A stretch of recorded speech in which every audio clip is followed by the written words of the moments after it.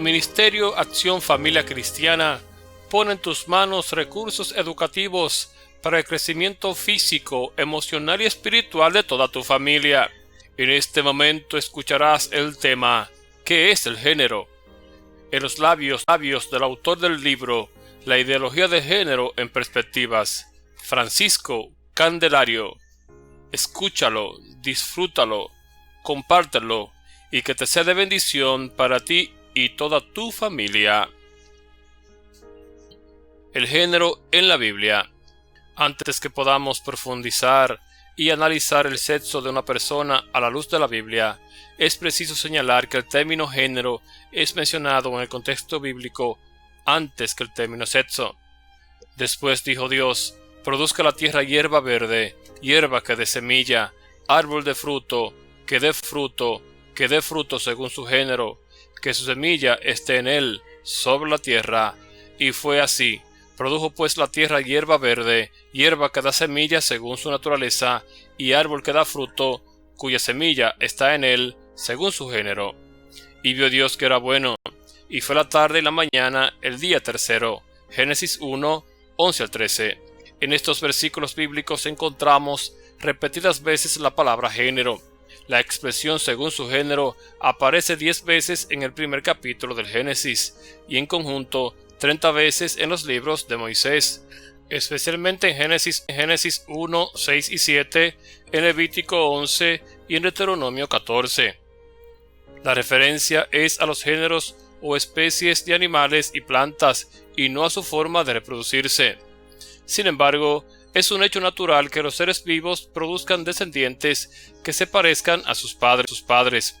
Dentro de ciertos límites son posibles ciertas variaciones, pero esos límites son demasiado estrechos como para permitir la creación de géneros claramente nuevos de plantas y animales. Génesis 6:20, 7:14, Levítico 11:29, Deuteronomio 14, 13 al 15. El género es una cualidad que también Cristo se la otorga a los animales. Dijo Dios: produzcan las aguas seres vivientes y aves que vuelen sobre la tierra, en la abierta expansión de los cielos. Y creó Dios los grandes monstruos marinos, y todo ser viviente que se mueve, que las aguas produjeron según su género, y toda ave alada según su especie. Y vio Dios que era bueno, y Dios los bendijo diciendo: fructifíquense y multiplíquense, y llenen las aguas en los mares, y multiplíquense las aves. Y la mañana, el día quinto. Génesis 1, 20 al 23. Como en el caso de las plantas creadas en el tercer día, se declara que tanto los peces como las aves fueron creados según su género. Esto explícitamente indica que las distintas clases de animales que vemos comenzaron en la creación, y no a través de un proceso de evolución como lo sostienen los evolucionistas. Porque las aves y los peces fueron creados en el mismo día, no se explica por ninguna supuesta similitud entre el aire y el agua, como pensaron Lutero, Calvino y otros. Además, una pareja de cada género. Por el contrario, las palabras produzcan las aguas seres vivientes parece indicar que los animales fueron creados no solo con una rica variedad de géneros, sino con un gran número de individuos.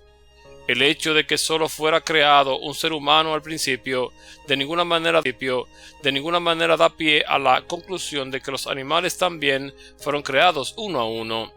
Según el diccionario hispanoamericano de la misión, el género se refiere a los aspectos no biológicos, sociales, culturales y psicológicos de la condición masculina o femenina del ser humano. La diferencia entre género masculino y femenino está determinada por el rol social asignado a cada uno. Este, a su vez, refleja las normas culturales de la sociedad y puede ser definido como las diferencias aprendidas o socializadas respecto al comportamiento entre varón y mujer. La definición que hace la sociedad de lo masculino y femenino cambia con el correr del tiempo. Pocas áreas de estudio son tan afectadas por el prejuicio personal como la de la definición de los roles de género. La Biblia declara que todos los seres humanos han sido creados a imagen de Dios como varón y mujer. Génesis 1:27. Y creó Dios al hombre a imagen de Dios lo creó, varón y hembra los creó. Además, tanto varones como mujeres son salvos por igual a través de Cristo. Gálatas 3:28. Ya no hay judío ni griego, no hay esclavo ni libre, no hay varón ni mujer, porque todos ustedes son uno en Cristo Jesús, y son hechos embajadores de Dios.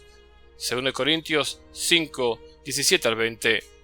No obstante, hay interpretaciones diferentes en cuanto a lo que la Biblia enseña respecto a las relaciones de varones, mujeres y Dios.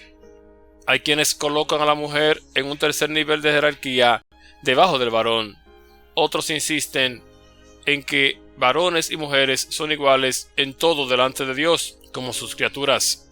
Y otros hablan de una complementación en la que varones y mujeres honran y sirven a Dios utilizando su identidad particular, pero de manera complementaria.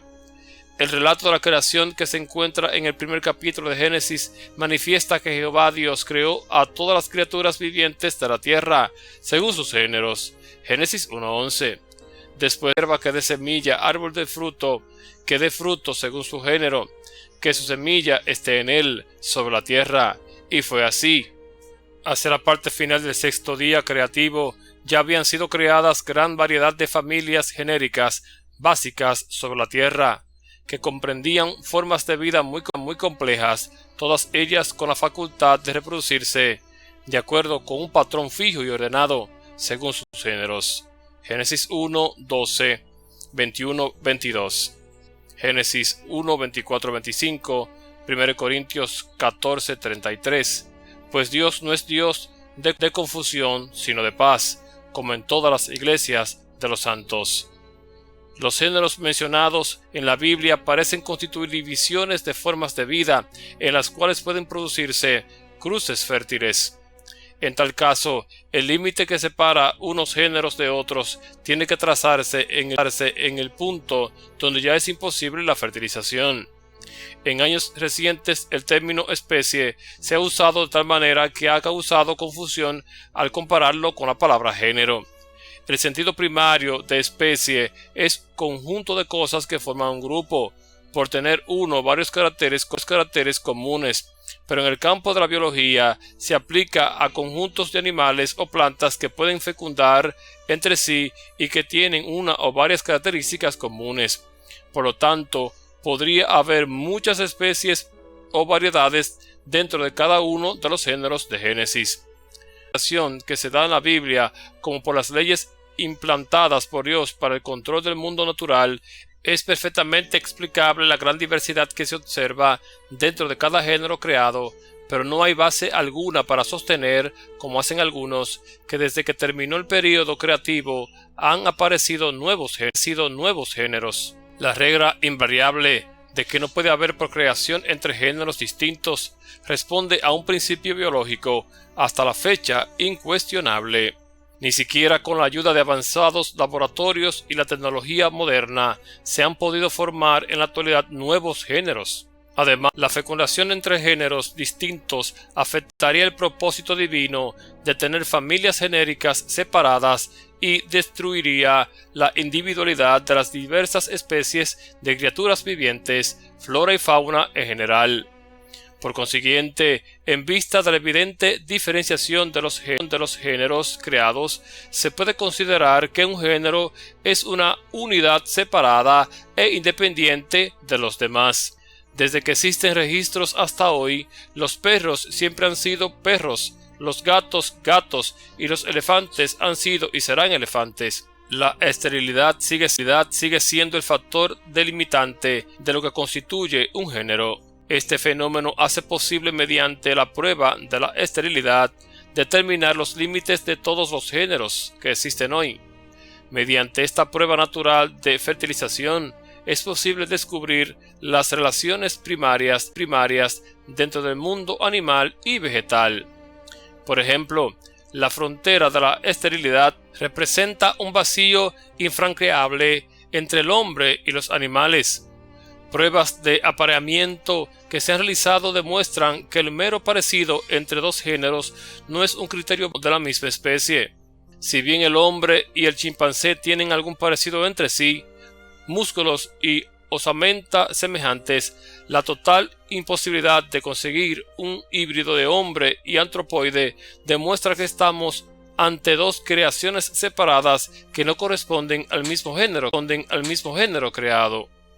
Hubo un tiempo en el que se pensó que la hibridación sería el primer medio de producir un nuevo género, pero en todos los casos en los que supuestamente se había conseguido un resultado positivo, se pudo demostrar con relativa facilidad que los individuos apareados eran de un mismo género, como en el caso del caballo o del burro, ambos equidos.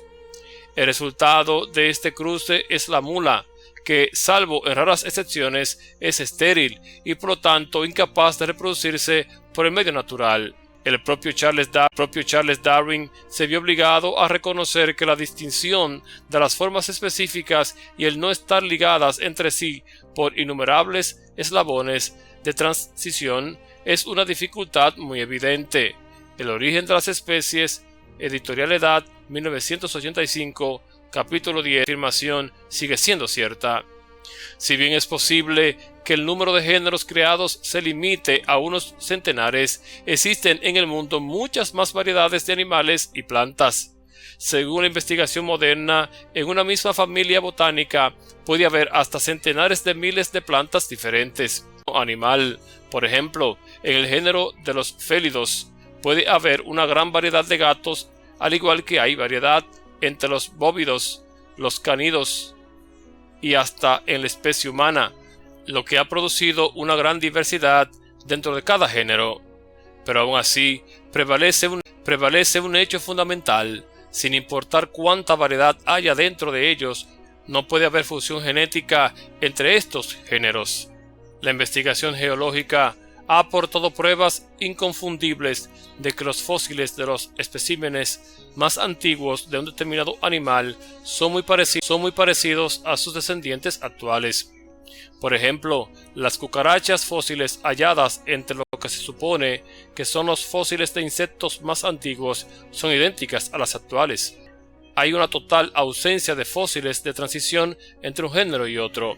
El caballo, el elefante, el águila, el roble, el nogal, el helecho, todos permanecen circunscritos a su género, sin evolucionar hasta géneros distintos. El testimonio del registro fósil concuerda plenamente con el relato bíblico de la creación, que muestra que en el transcurso de los últimos días creativos, Jehová creó todas las formas de vida que existen sobre la tierra en gran cantidad y según sus géneros. Génesis 1, 20-25. Todo lo considerado permite deducir que Noé pudo seleccionar las especies animales necesarias para preservarlas en el arca durante el diluvio.